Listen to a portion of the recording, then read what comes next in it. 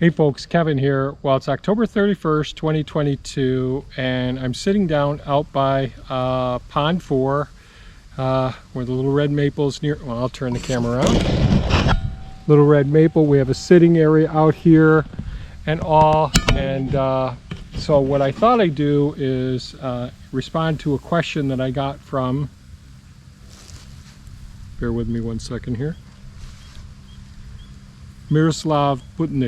I believe that I'm pronouncing your name correctly. If I didn't, I apologize.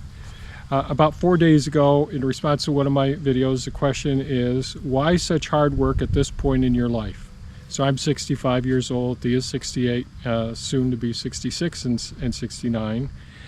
Did you have enough travel and enjoying life otherwise is not appealing to you enough? Do you forget how quickly the years go by? Maybe R&R, rest and recovery, relaxation, is against your nature. Just my thoughts. Good luck. Well, you know, I've thought about how to respond to this video, to this question in a video, and I think it's worthwhile, you know, doing my best to try and respond to it without babbling on for God knows how long I will with this. So first thing I would say is everything comes from my values and my perspective. So my ethics are self-care, earth care, people care, and future care. Those four things, all of my decisions that I make in life go back to that. Those are like my foundational, my footer that the building of my life is built on. So I'm, I guess, what you'd call an extreme introvert. I feel drained when in any social event, for the most part. So although I do love being in other locations, I don't enjoy the trip to the other locations historically. Throughout my career as a veterinarian, I never took a vacation until I had given notice and I was leaving the practice. Then I think I took 3 weeks of vacation at that time. But throughout the years, even though I, by the books, took a vacation, I was there every day managing my patients in the hospital, my critical care patients. Part of that's because there wasn't someone, another veterinary internist or criticalist that could manage those cases. But even with just going off for an afternoon, going to a party or whatnot, those sorts of things, although people wouldn't, I don't think were aware that I just wasn't comfortable. I've always felt like a square peg in a round world. You know, that probably comes from parts of my my childhood.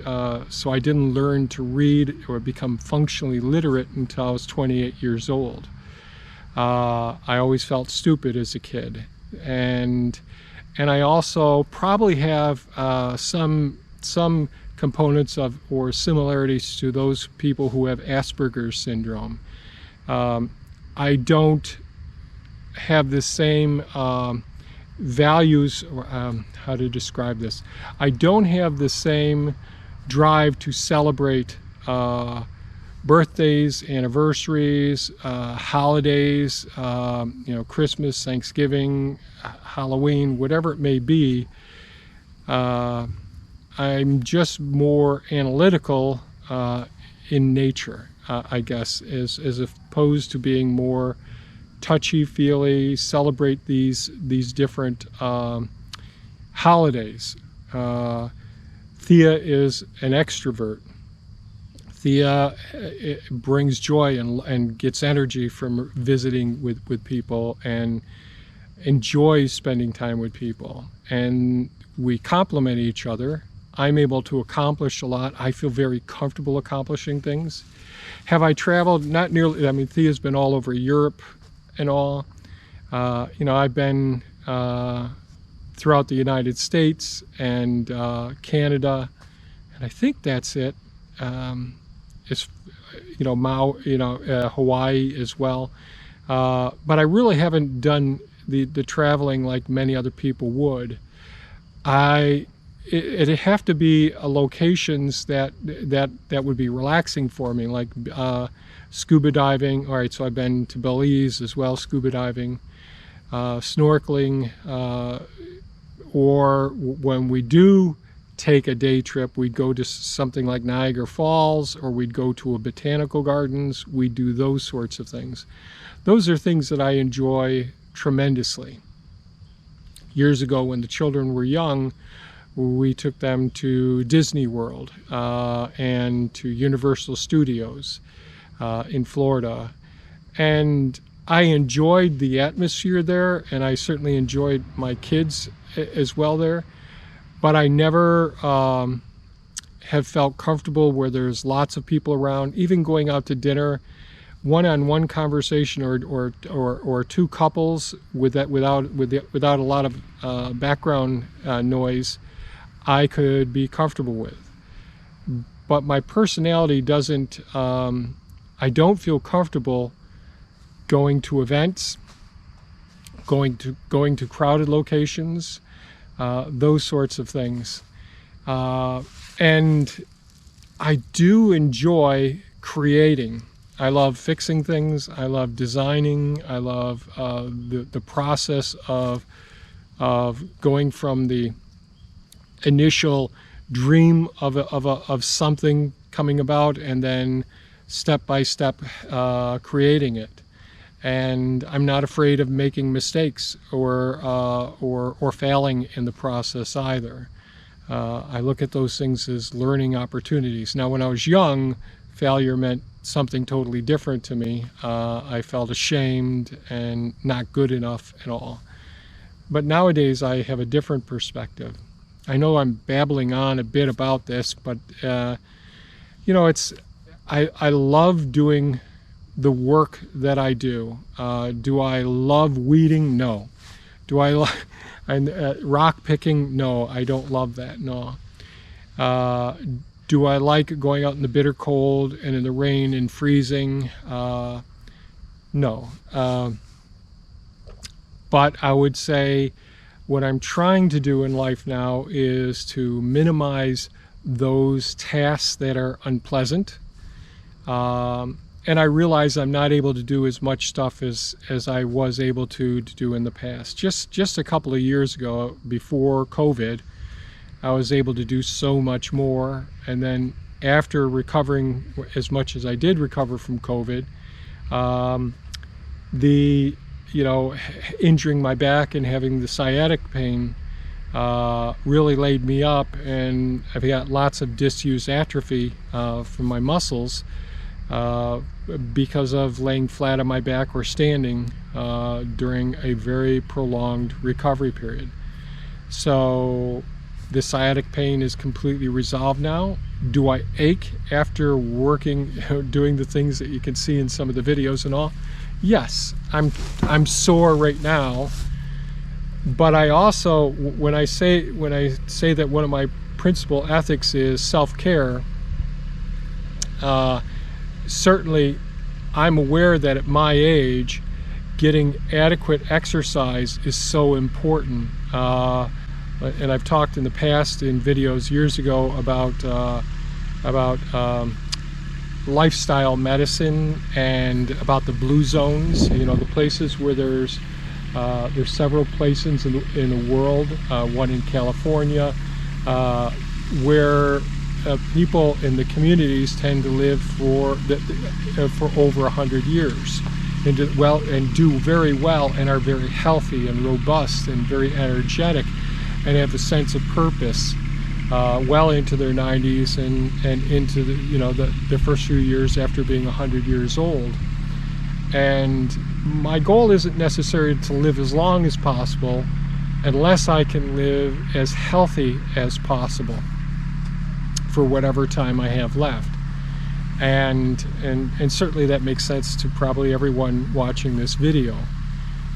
I think that when I'm contemplating how do I accomplish this, the exercise, and it's not just the steps, it's my heart rate. So my resting heart rate now, for instance, when I'm say resting, when I get up in the morning and I check my heart rate, it's about 48 beats per minute, which is pretty good for my age. That would indicate that one's fairly physically fit.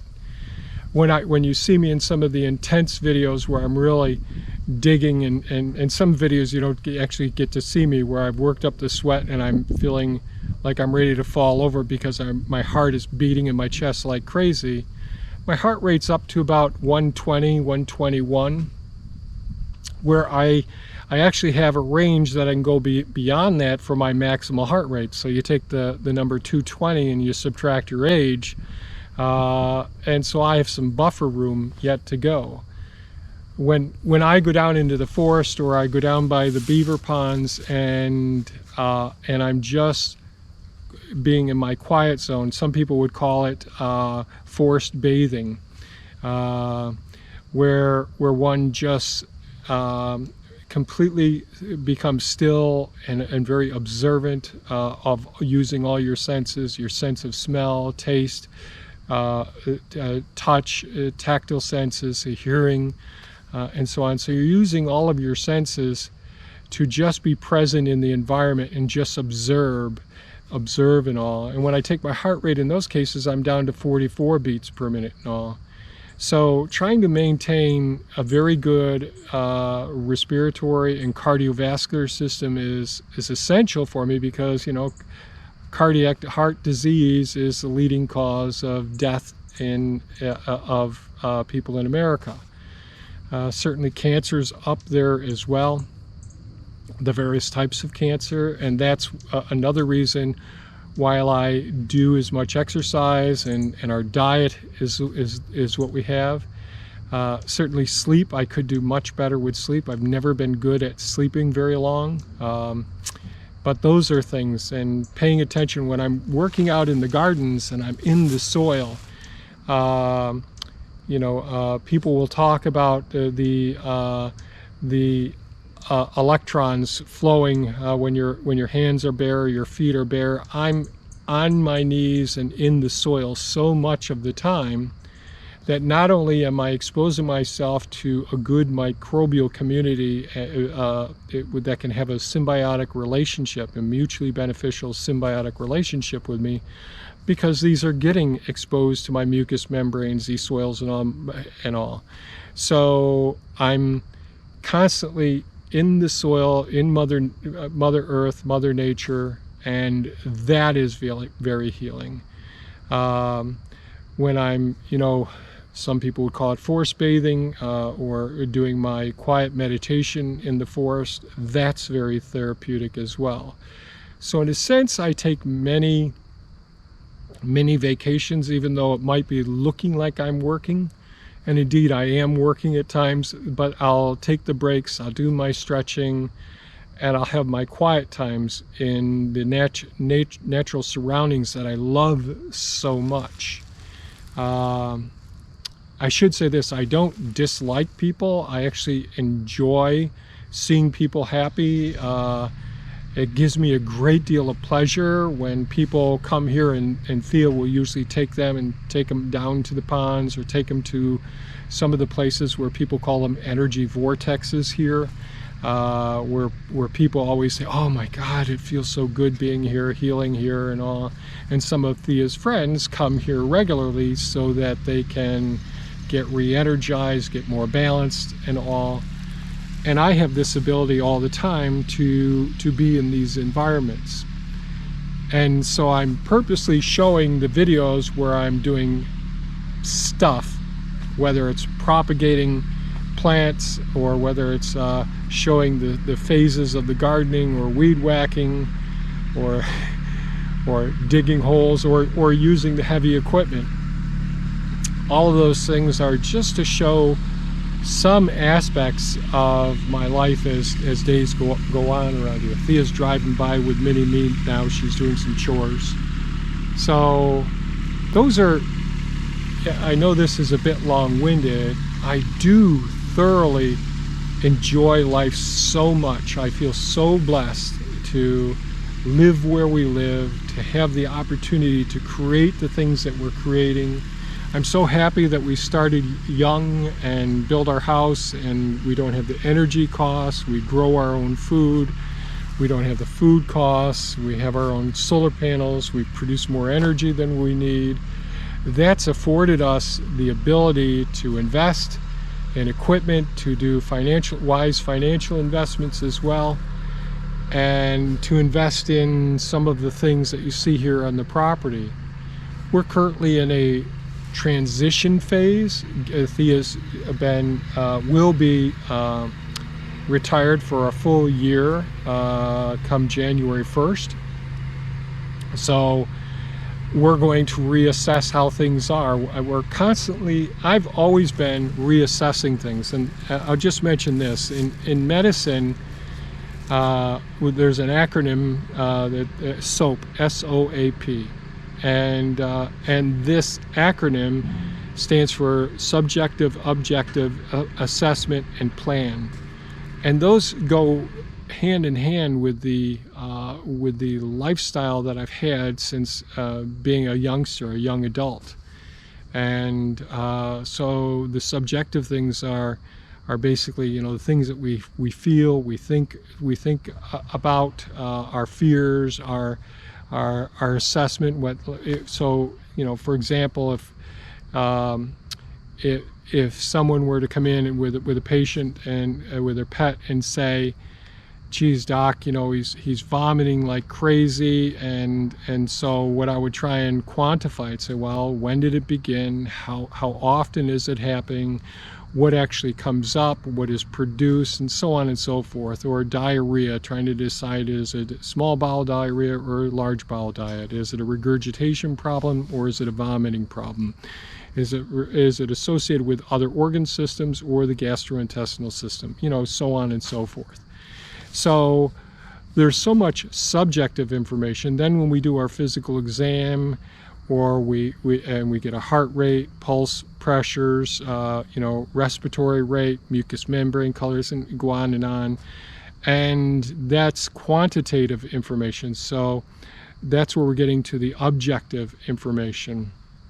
Then we can make an assessment and say, well, it could be one of these things here based on what we have. We make a plan to do some testing and so on, or do a therapeutic intervention, that sort of thing, or send off to another specialist.